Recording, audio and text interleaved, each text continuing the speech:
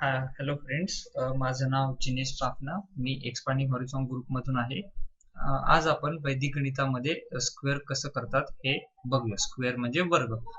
वैदिक गणितात एक सोपी पद्धत दिलेली आहे वर्ग करण्याची, की ज्यानं आपलं उत्तर खूप कमी वेळात निघू शकतं. तर आपल्या सगळ्यांना माहिती आहे वर्ग म्हणजे काय. जर एखाद्या संख्येला त्याच संख्येने गुणल्यास येणाऱ्या संख्येला वर्ग असे म्हणतात. समजा 4चा वर्ग काढायचा असेल तर आपण काय करणार, 4 गुणिले 4 म्हणजे 4ला 4नेच गुणणार. म्हणून 4 गुणिले 4 झाले 16. म्हणून आपण असे म्हणतो की 16चा वर्ग झाला, 4चा वर्ग झाला 16. तसेच 10चा वर्ग 100, 15चा वर्ग 225. ठीक आहे. नेहमीच्या पद्धतीत आपल्याला वर्ग काढायचा असेल तर आपण काय करतो, सरळ त्यांचा गुणाकार करतो. म्हणजे समजा मी 23चा वर्ग करायचा आहे तर मी काय करणार, 23 गुणिले 23. तर त्याचं उत्तर आपण काढणार, सरळ गुणाकारानं काढणार आणि त्याचं उत्तर येईल 529. पण ही संख्या थोडीशी लहान होती. पण जर मी तुम्हाला मोठी संख्या दिली की 46चा वर्ग काढा किंवा 69चा वर्ग काढा, तर त्याला आपल्याला थोडासा टाइम लागेल. पण वैदिक गणितात जी वर्ग करण्याची पद्धत दिली आहे त्यांना आपलं उत्तर 10 ते 15 सेकंदात निघू शकतं. ती आपण पद्धत बघूया. आता जी दोन अंकी संख्या दिलेली आहे ती आपण ए बी अशी गृहीत धरू. म्हणजे बी हा एकक स्थानचा अंक आणि ए हा दशम स्थानचा अंक. तर पायरी 1 मध्ये आपण काय करायचं, की जो एकक स्थानचा अंक आहे बी त्याचा वर्ग करायचा म्हणजे बी स्क्वेअर. पायरी 2 मध्ये आपण काय करायचं, 2 गुणिले दोन्ही अंकांचा गुणाकार म्हणजे 2 गुणिले ए गुणिले बी. ठीक आहे.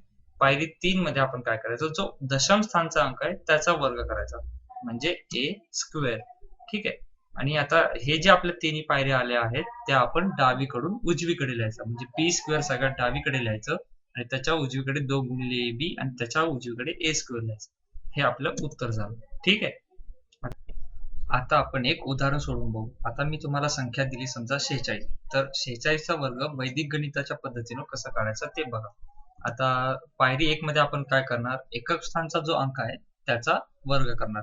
म्हणजे एकक स्थानी अंक कुठला आहे, 6. मग 6चा वर्ग झाला 36.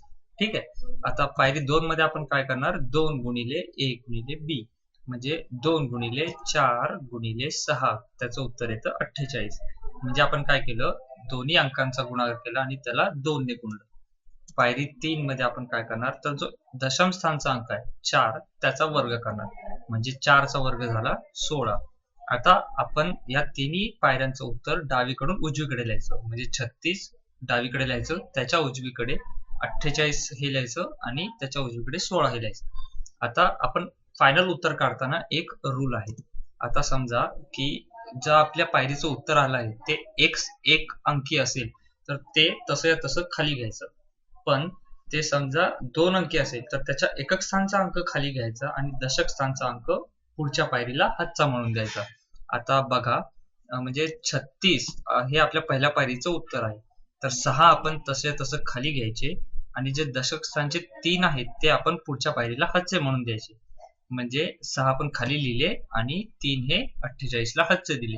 तर 48 अधिक 3 झाले 51. म्हणून आता 51 मधला एक आपण एकक स्थानी आहे तो खाली लिहायचा आणि 5 जे आले आहेत ते 16ला हातचे द्यायचे.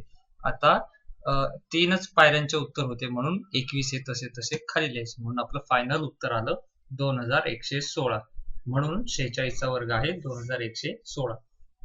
मित्रांनो, आपण जर ही पद्धत खूप सराव केला, या पद्धतीचा आपण खूप सराव केला तर आपल्याला 10 ते 15 सेकंदात कुठल्याही 2 अंकी संख्येचा वर्ग काढता येईल.